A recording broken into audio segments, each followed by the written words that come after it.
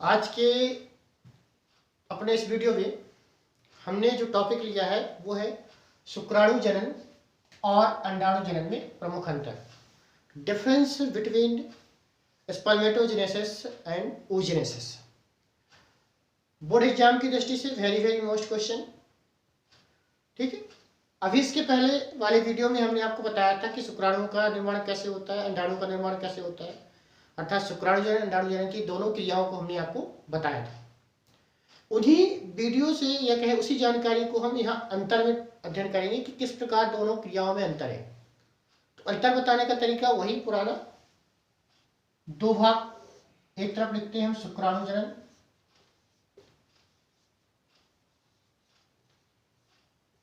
और एक तरफ लिखते हैं अंडाणु जनन।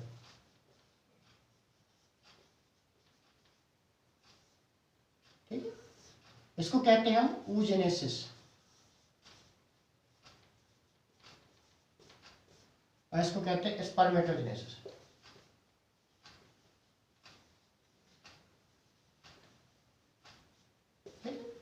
तो डिफरेंस बिटवीन oogenesis और स्पर्मेटोजेनेसिस देखें तो सामान्य तौर पे हमने बताया था कि शुक्राणु जनन की जो क्रिया होती है ये क्या होती है, नर के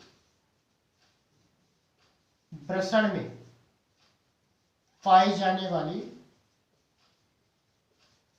सेमिनीफेरस नलिका में, सेमिनीफेरस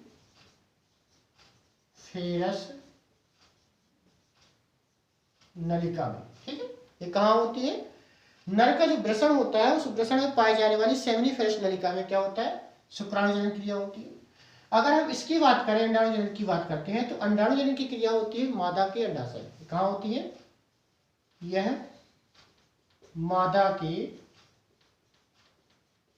अंडाशय में होती है। ठीक है, सबसे पहला अंतर हो गया कि दोनों क्रिया होती कहाँ पे, तो ये नर के वृषण में होती है, वृषण में पाई जाने वाली जो सेमिनीफेरस नलिका होती है उसमें होती है, और ये अंडाशय में होती है। ठीक है, दूसरी स्थिति में आप बता सकते हैं, दूसरा जो प्रमुख अंतर बता सकते हैं कि जो शुक्राणु जनन की क्रिया होती है ये क्या होती है कि 11 से 13 वर्ष की आयु में प्रारंभ होती है, 11 से 13 वर्ष में प्रारंभ होती है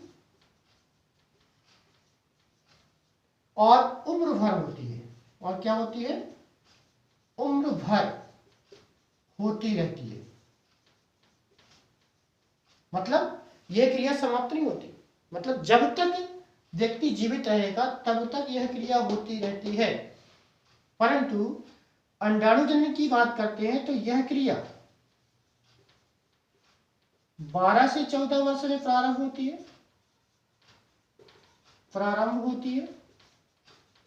ठीक है, 12 से 14 वर्ष में प्रारंभ होती है और कह सकते हैं कि 45 से 50 वर्ष में समाप्त हो जाती है।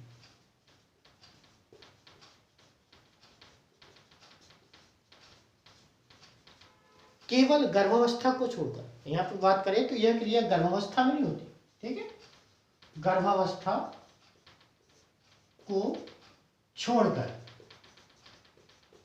ठीक है, यह क्रिया गर्भावस्था में नहीं होती। तीसरे अंतर की बात करते हैं तो तीसरे अंतर में बता सकते हैं कि जो शुक्राणु जनन की क्रिया होती है इसमें एक स्पर्म सेल, जिसे हम स्पर्मेटोसाइट कहते हैं, एक स्पर्म सेल से 4 शुक्राणुओं का निर्माण होता है, 4 शुक्राणु बनते हैं। ठीक है, 1 से 4 बने थे नीचे। इसमें क्या होते हैं कि एक अंड कोशिका से केवल एक ही अंडाणु बनता है।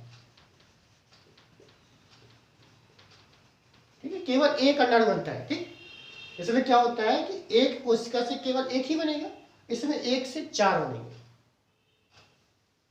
चौथा आप बता सकते हैं डिफरेंस कि चौथा जो होता है, कह सकते हैं कि जो शुक्राणु जनन क्रिया होती है इसमें आपने देखा होता कि प्रत्येक विभाजन में दो कोशिकाएं बनती थी, अर्थात इसमें जो विभाजन होते हैं इसमें प्रत्येक विभाजन समान होता है। ठीक है, प्रत्येक विभाजन कैसा होता है, समान होता है। परंतु यदि अभी ने इसमें देखा था, अंडाणु में देखा था कि इसमें जो दूसरा और तीसरा विभाजन था असमान था, अर्थात एक बड़ी कोशिका एक छोटी कोशिका बनी थी। तो आप बता सकते हैं इसमें दूसरा एवं तीसरा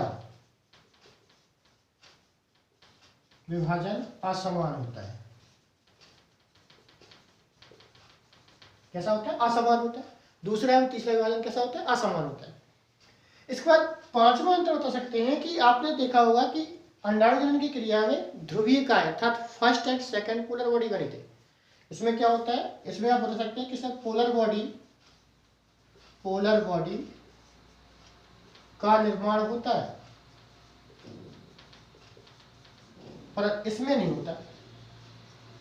इसमें पोलर बॉडी का निर्माण नहीं होता है। ठीक है, ये पांच अंतर जो प्रमुख अंतर है शुक्राणुजनन अंडाणुजनन में, अर्थात डिफरेंस बिटवीन स्पर्मेटोजेनेसिस और oogenesis क्या है? देखेंगे एक बार दोबारा कि शुक्राणुजनन की क्रिया होती है वो कहाँ होती है? नर के वृषण में पाई जाने वाली सेमिनिफेरस नलिका में होती है। अंडाणुजनन की क्रिया कहाँ होती है? मादा के अंडाशय में होती है।